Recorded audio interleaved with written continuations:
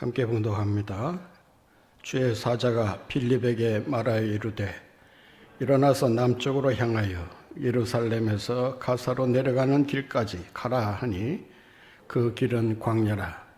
일어나 가서 보니 에디오피아 사람 곧 에디오피아 여왕 간다게의 모든 국고를 맡은 관리인 네시가 예배하러 예루살렘에 왔다가 돌아가는데 수레를 타고 선자 이사야의 글을 읽더라. 성령이 빌립더러 이르시되 이 수레로 가까이 나아가라 하시거늘 빌립이 달려가서 선자 이사야의 글 읽는 것을 듣고 말하되 읽는 것을 깨닫느냐 대답하되 지도해 주는 사람이 없으니 어찌 깨달을 수 있느냐 하고 빌립을 청하여 수레에 올라 같이 앉으라 하니라. 아멘. 복음이 전파되는 과정을 살펴보면 세 단계를 거치는 것을 볼 수 있습니다. 첫 번째 단계는 동질 문화권에 속한 사람들에게 복음을 전하는 것입니다. 같은 언어, 같은 문화를 사용하는 동족들에게 복음을 전할 때 보다 효과적으로 복음을 증거할 수가 있습니다. 그 단계를 거치면 유사 문화권에 속한 사람들에게로 복음이 향하게 됩니다. 유사 문화권이라고 하는 것은 같은 언어를 사용하지 않고 같은 문화권에 속해 있지는 않지만 유사한 그런 문화와 전통을 지키는 가까운 나라 민족에게 복음을 전하게 됩니다. 그 단계를 넘어서면 세 번째 단계로 언어도 다르고 문화도 다르고 풍습도 다르고 얼굴도 다르고 인종이 다른 타 문화권의 복음을 전하게 됩니다. 동질 문화권에서 유사 문화권으로, 유사 문화권에서 타 문화권으로 넘어가는 이 과정을 거쳐야 복음화가 세계로 퍼져가게 되는 것입니다. 사도행전을 보게 되면 동질 문화권에 속한 그 유대인들에게 복음을 전하는 단계가 예루살렘에서 이루어지고 있는 것을 볼 수 있습니다. 같은 히브리 말을 하고 같은 히브리 문화와 전통을 지키고 절기를 준수하는 그런 같은 동족 유대인들에게 복음이 전해집니다.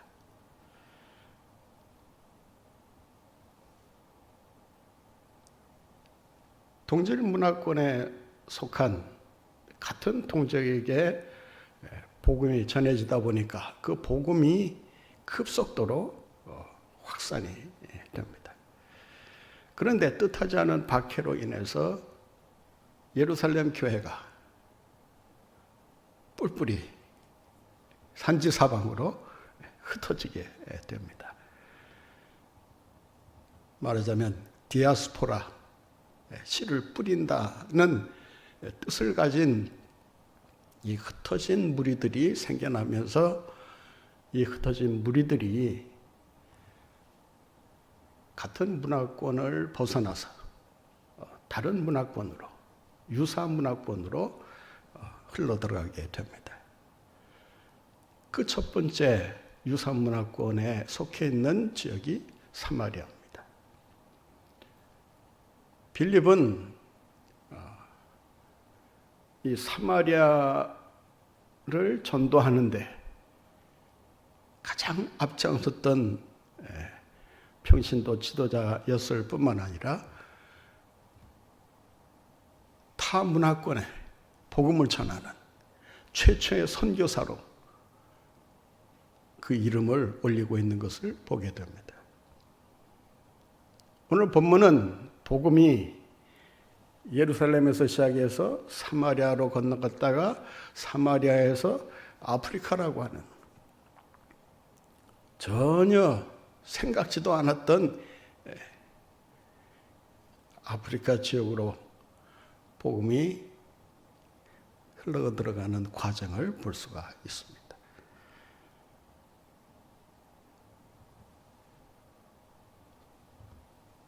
흩어져서 사마리아로 들어가는 것도 그렇고, 또 사마리아에서 복음을 전하다가 갑자기 또 성령의 지시에 따라서 아프리카 사람에게 복음을 전하는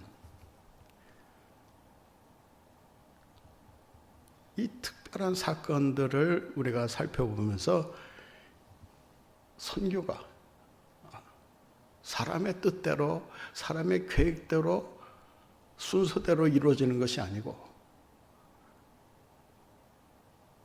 성령께서 이 모든 일을 주도하고 계신다라고 하는 사실을 분명히 알 수가 있습니다.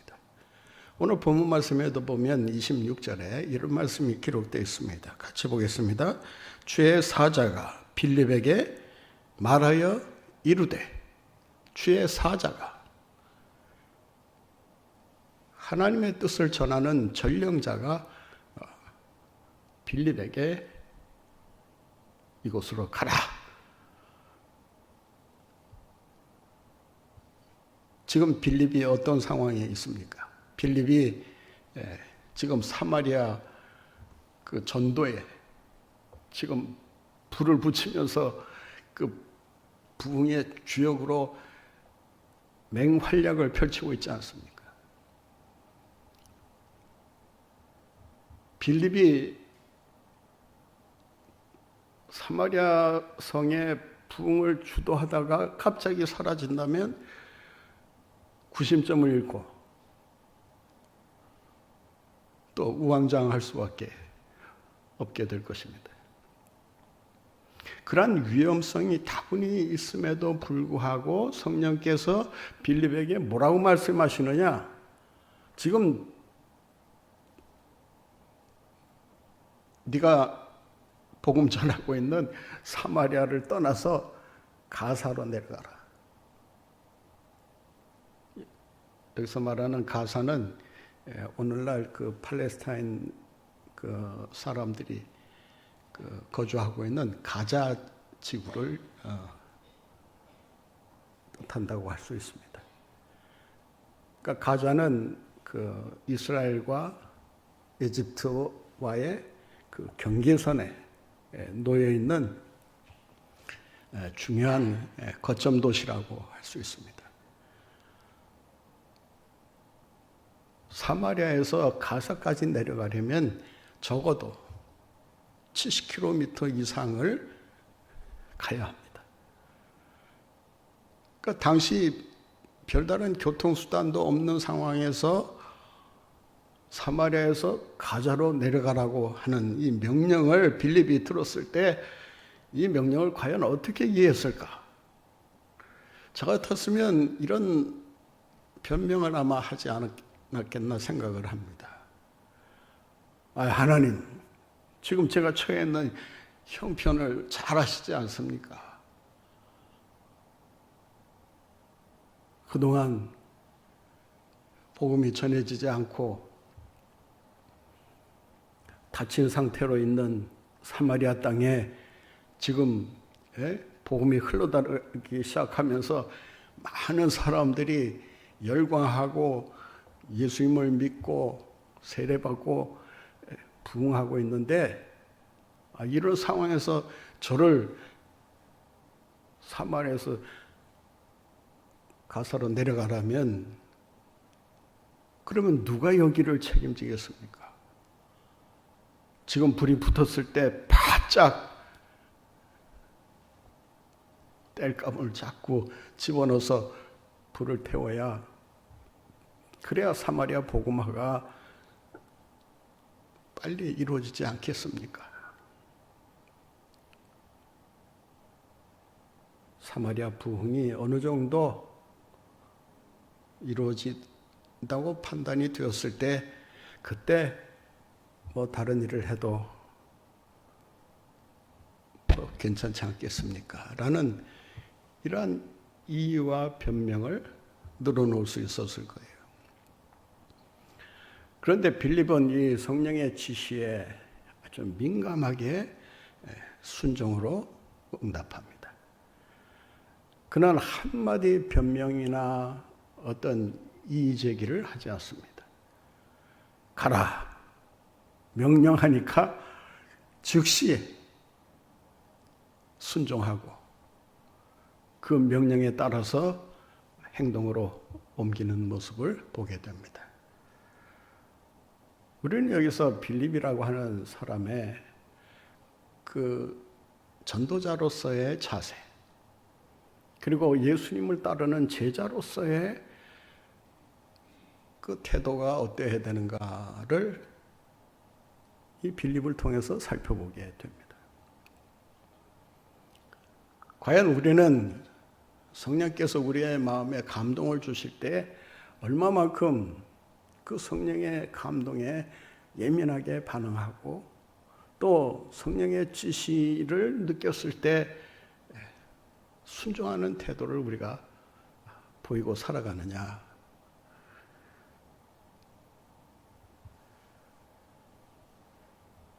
성령께서는 빌립이 가야 할 장소까지, 시간까지도 정확하게 지시하고 계십니다. 여러분 한번 생각해 보세요. 뭐 오늘날에는 뭐 누구와 약속을 하더라도 뭐 내비게이션이 있기도 하고 또 그것도 없으면 얼마든지 셀폰으로 연락을 주고받으면서 자기의 동선을 서로 나누면서 정확한 장소에 정확한 시간에 만날 수 있지 않겠습니까? 그러나 당시 뭐 잘 아는 길도 아니고 오늘 본문에 보니까 그 길은 광야길이라 이렇게 돼 있어요.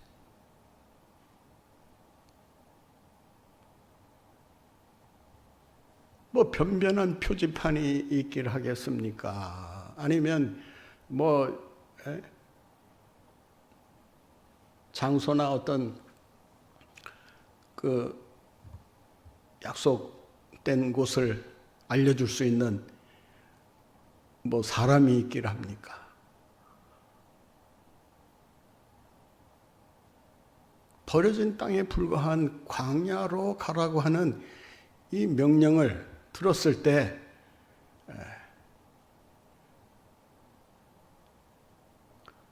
왜 가라고 하시나? 뭐 물어볼 수도 있는 거 아니겠어요? 왜 이 시점에 저를 불러내셔서 가사로 가라고 하시는 것입니까? 도대체 무슨 일 때문에 그러십니까? 이유가 무엇입니까? 성령께서는 빌립에게 뭐 누구를 만나라는 말도 안 하시고 단지 만날 수 있는 장소와 시간을 알려주십니다. 본 말씀 26절을 다시 한번 보겠습니다. 주의 사자가 빌립에게 말하여 이르되 일어나서 남쪽으로 향하여 예루살렘에서 가사로 내려가는 길까지 가라. 어디까지 가라 하고 정확히 그 지역을 말씀하고 있습니다. 또 오늘 남쪽을 향하여라는 이 말은 그 헬라어 원문을 보게 되면 메소스라는 단어와 그 다음에 헤메라라는 단어가 합쳐진 말입니다. 이 메림부리오라고 하는 남쪽을 향하여라는 이 말은 문자 그대로 남쪽을 향해서 가라. 남쪽 방향으로 가라는 뜻도 있지만 이 두 단어를 그 뜻을 살펴보면 한낮에 정오에 그런 뜻이에요. 사도행전 22장에 보면 똑같은 단어가 나오는데 거기에서는 정오회라고 이렇게 번역을 하고 있습니다. 그러니까 해가 정오의 가장 남쪽에 머무르고 있기 때문에 한낮이라는 그 시간에 그 장소를 향해서 가라고 말씀하고 있습니다. 물론 사마리아라고 하는 그 지역에서 보면 가사는 남쪽입니다. 그래서 남쪽으로 가라고 지시하고 있지만 이 단어의 본뜻을 살펴보면 한낮에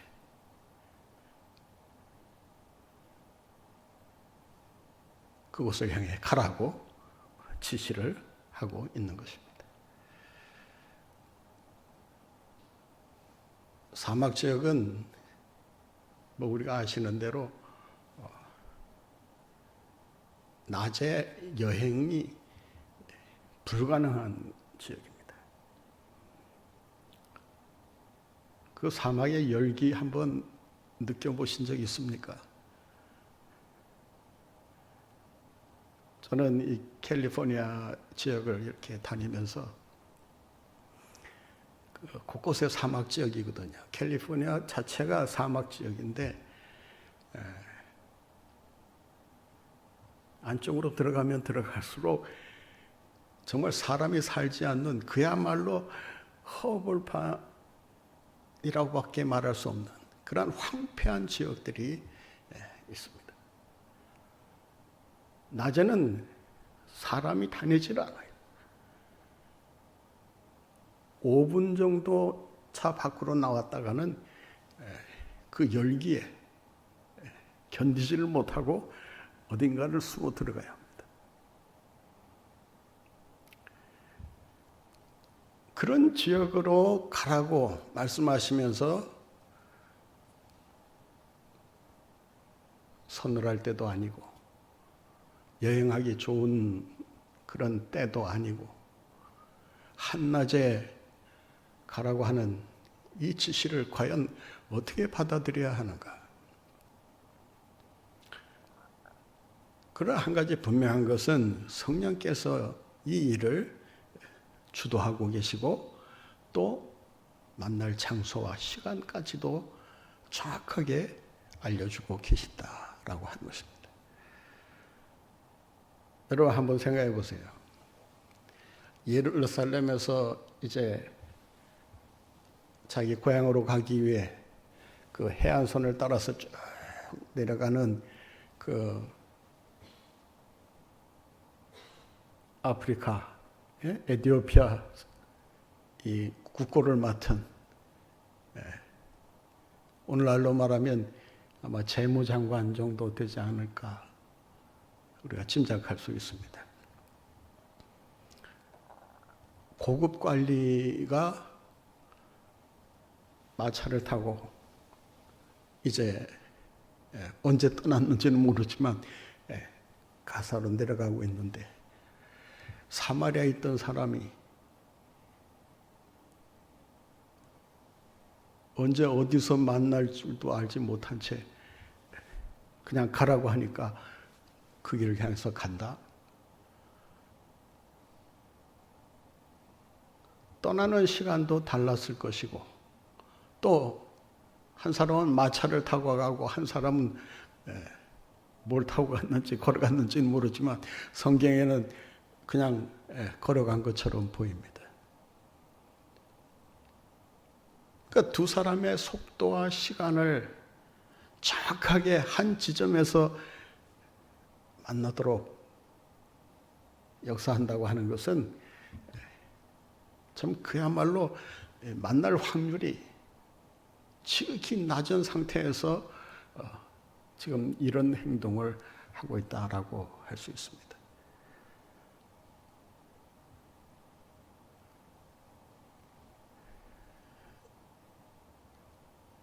조금이라도 시간 차이가 달라지면 한 사람은 통과했는데 한 사람은 뒤늦게 와서 오기를 기다리는 이런 우스꽝스러운 일이 벌어질 수도 있는 거 아니겠습니까?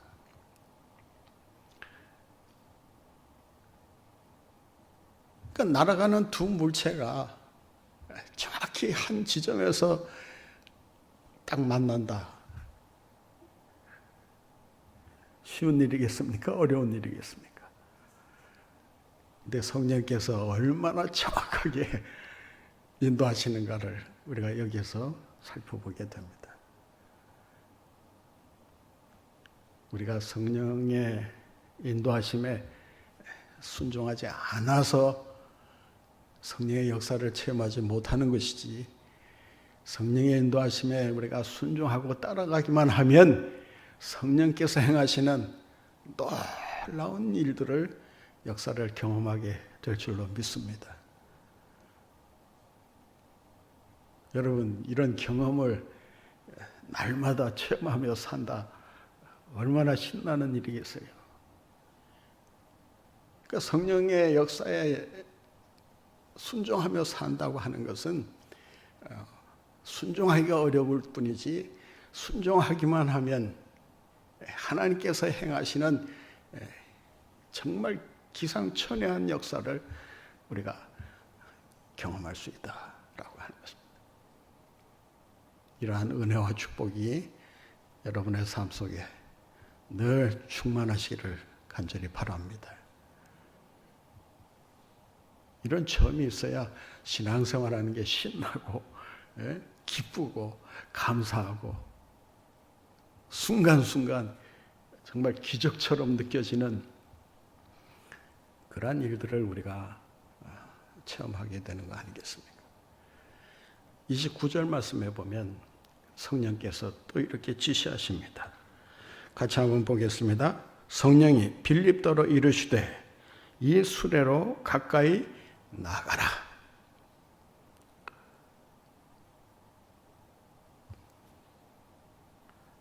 수레를 타고 가는 한 사람을 보여주시면서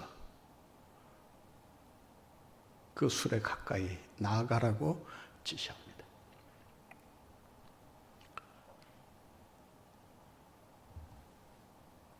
이 말씀은 성령께서 빌립에게 내가 만나야 될 사람이 바로 이 사람이다 라고 하는 것을 확실하게 가르쳐 주시는 그런 말씀이라고 할 수 있습니다. 아마 지나가는 그 이디오피아 이 관리 일행을 보았을 거예요. 이 고급 관리였기 때문에 아마 보안상 이 사람 혼자서 움직이지는 않았을 것입니다. 또 전해져 내려오는 그 사료에 의하면 그 시바 여왕이 솔로몬을 방문하지 않습니까? 그래서 이 시바 여왕이 이제 에티오피아로 돌아가게 되는데 돌아가서 그 솔로몬의 아들을 낳았다는 거 아닙니까? 훗날 그 아들이 이제 왕이 되는데 그 시바 여왕과 솔로몬과의 그 관계를 계속해서 유지해 나가기 위해서 유월절 때가 되면 사절단을 서로 교류하면서 방문하는 이런 행사를 가졌다고 합니다. 그것이 900년 동안 지속되어 오던 가운데 오늘 빌립이 이 사절단을 만나게 되었다라고 하는 것입니다.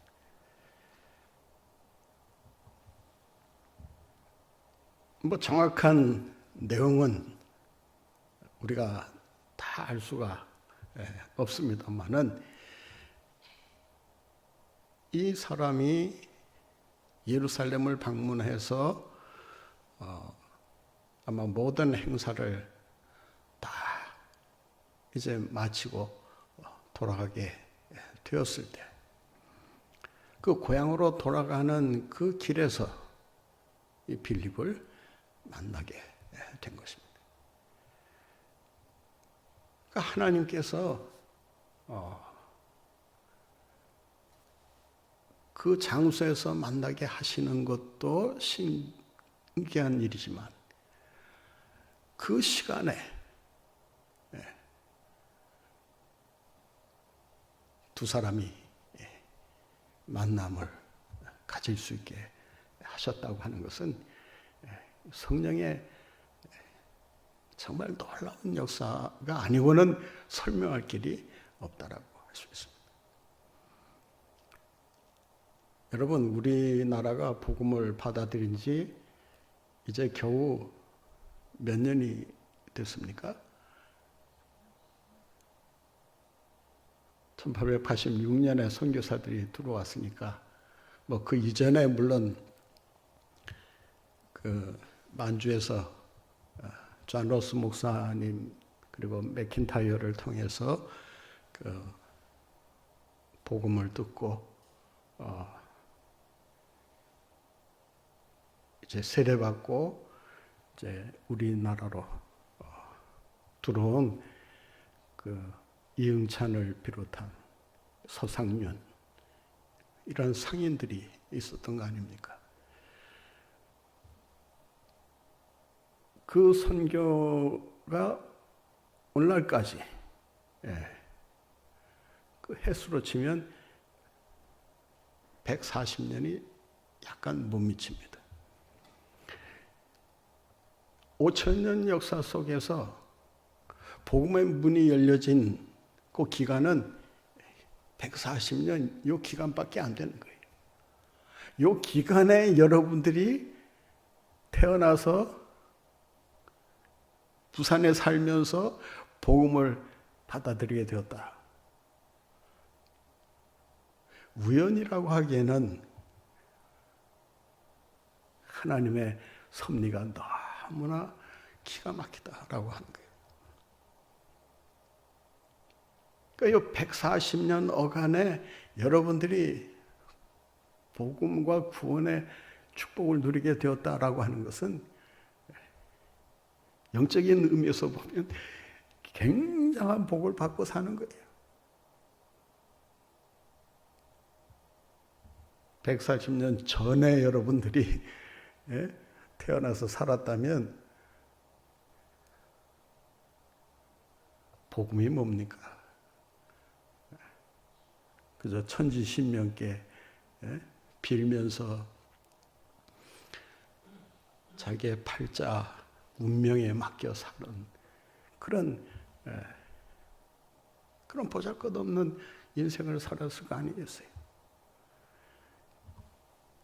뭐 이야기하자면 정말 참 신비하기도 하고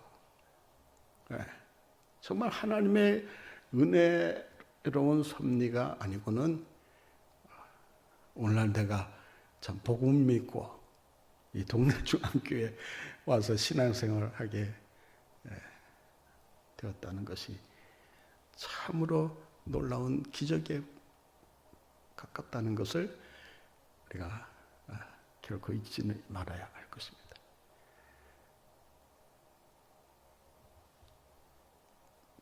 빌립이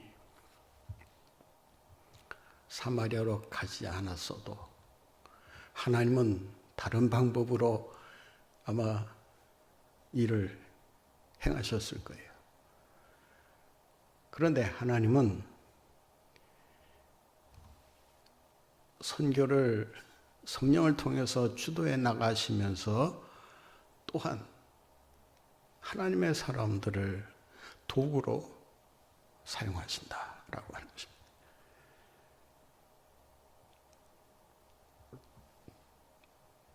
사마리아 선교를 위해 그 주역으로 쓰임받았던 사람이 빌립이고,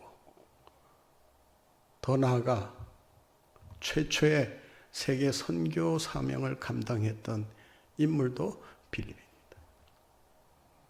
스캇 스펜서라고 하는 사람이 쓴 사도행전에 나타난 빌립의 초상화라는 글이 있습니다. 거기에서 빌립을 이렇게 묘사합니다. 빌립은 온갖 장벽을 뚫고 나간 선구자요 개척자다. 사마리아라고 하는 그 장벽, 거의 1000년 세월, BC 722년에 망하면서 아수르에 복속되면서 아수르의 영향을 받기 시작하면서부터 예수님 오시고 부활하시고 성령을 통해서 초대교회가 세워지는 그 시간까지 무려 750년 세월 동안 장벽에 둘러싸여 있던 사마리아가 빌립에 의해서 한순간에 무너지는 것을 볼 수 있습니다. 물론 빌립이 한 일은 아닙니다. 성령께서 빌립이라고 하는 준비된 선교사, 평신도 지도자를 통해서 예수님의 제자를 통해서 이 일을 이루어 가신 것입니다.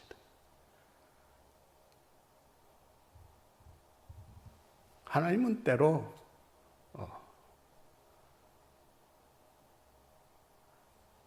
준비된 평신도를 통해서도 놀라운 역사를 이루어 가신다는 사실을 꼭 잊지 말아야 할 것입니다. 그 한 사람 한 사람이 여러분일 수도 있다는 것을 기억하시고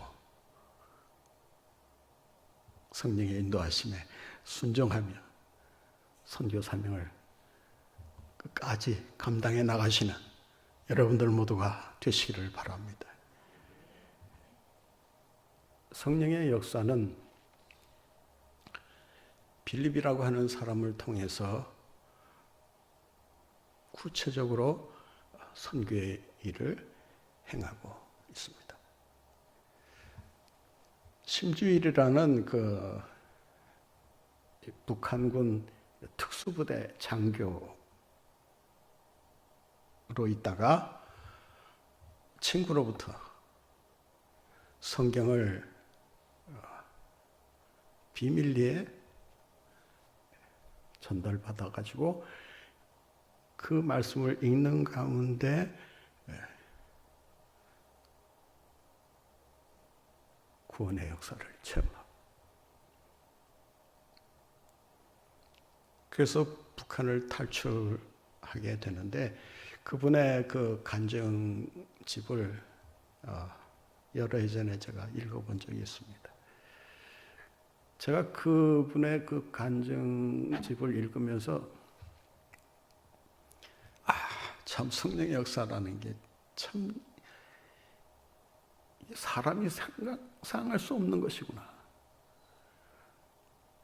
이분이 이제 그 장교 출신이니까 탈출하자마자 체포조들이 깔리게 되지 않았겠습니까? 그러니까 자기의 신변 노출이 되지 않도록 하기 위해서 대중교통을 이용하지 않고 걸어서 주로 이 도로를 걷게 되면 사람들 눈에 띄니까 산속을 걸어서 어디까지 내려가냐면 대련까지 내려갔다고 합니다.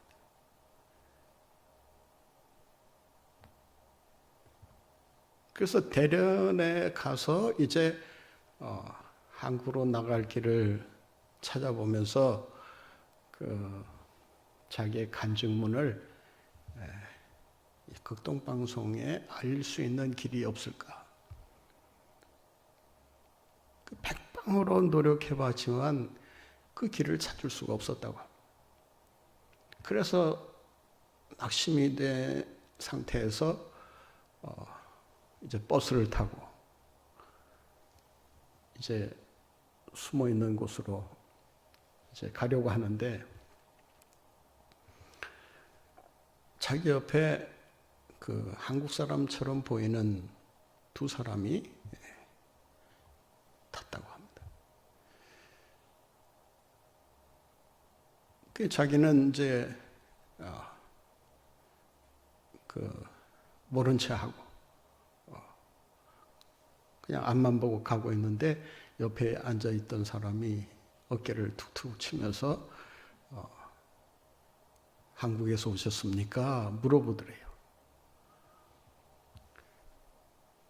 그러니까 지금 북한에서 탈출해서 지금 대련까지 겨우겨우 내려와서 지금 은거하고 있는데 대답하자니 이 북한 말씨가 튀어나오면 자기 정체가 탄로날 것 같고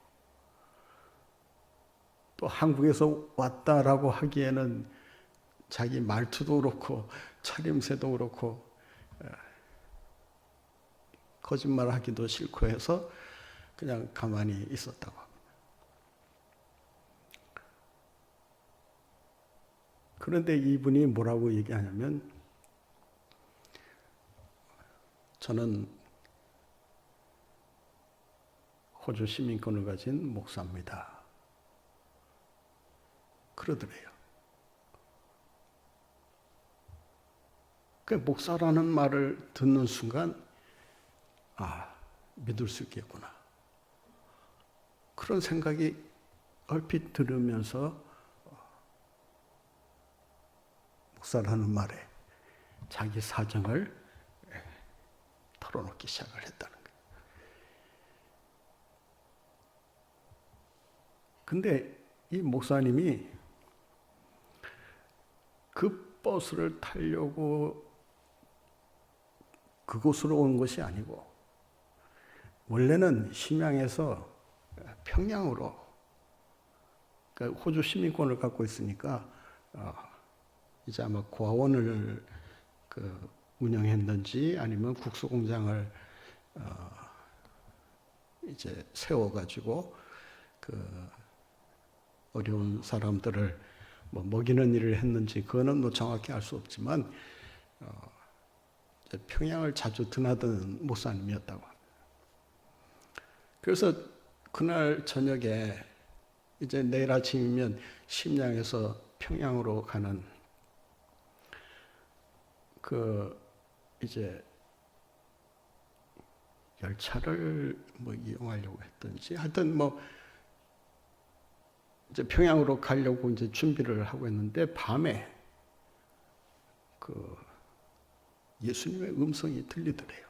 뭐 예수님의 음성인지는 모르지만 하여간 뭔가 어떤 음성을 듣는데 무슨 말을 자기한테 하냐면 너 내일 평양으로 가려고 하는데 평양 가지 마라. 내일 아침 보따리 들고 대련으로 가라. 그러니까 한 번도 그런 일이 없었기 때문에 왜 대련으로 가라고 하십니까?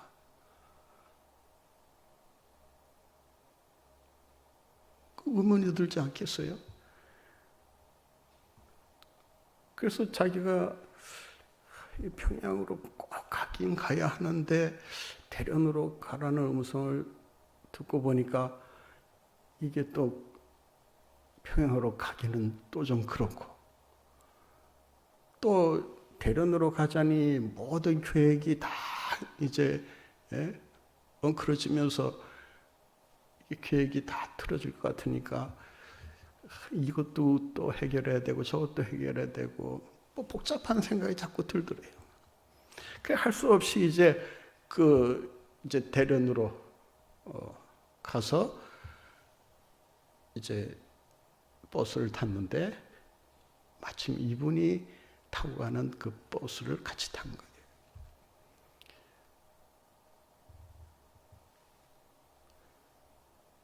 이 말을 듣는 순간 그냥 온몸이 그냥 전율하는 것처럼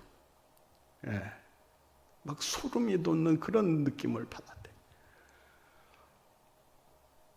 그러니까 하나님께서는 자기 한 사람 만나게 하시기 위해서 이 목사님의 모든 계획을 다 취소하게 하고 대련으로 옮기셨다는 거예요.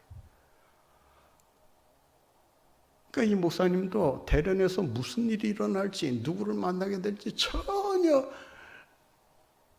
아무것도 알 수 없는 상황에서 그런 체험을 했다라고 하는 것입니다.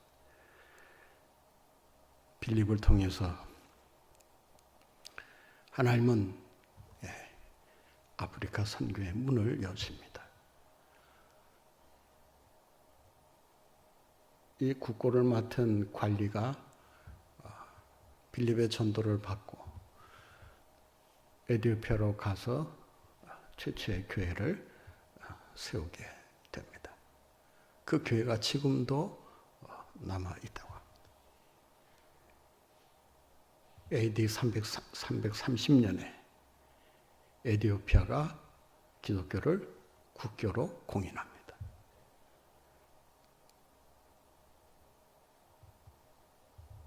오늘날 에티오피아의 기독교인 수가 전 인구의 50%에 가깝다고 합니다. 이런 복음화가 이루어질 수 있었던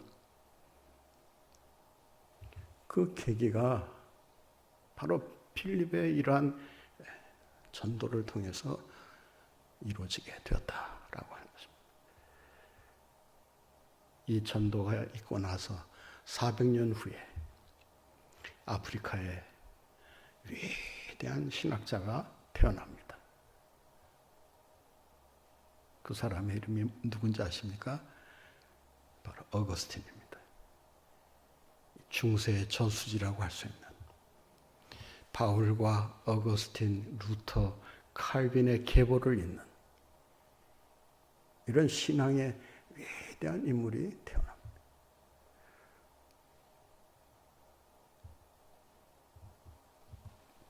바울과 베드로보다 앞서 세계 선교에 기틀을 놓았던 사람이 빌립입니다.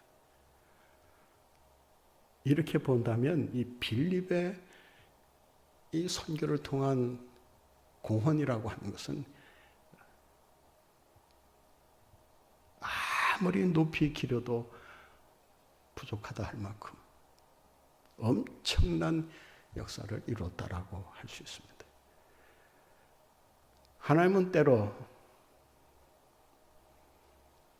성령의 지시에 순종하는 믿음의 사람을 통해서 이러한 놀라운 일을 계획하시고 이루어 가신다는 것을 기억하시고 우리 모두 한 사람 한 사람 성령의 인도하심에 순종하며 나가는 가운데 우리에게 맡겨진 이 선교의 사명, 전도의 사명 잘 감당하며 하나님 앞에 영광을 돌리는 여러분들 모두가 되시기를 간절히 바랍니다.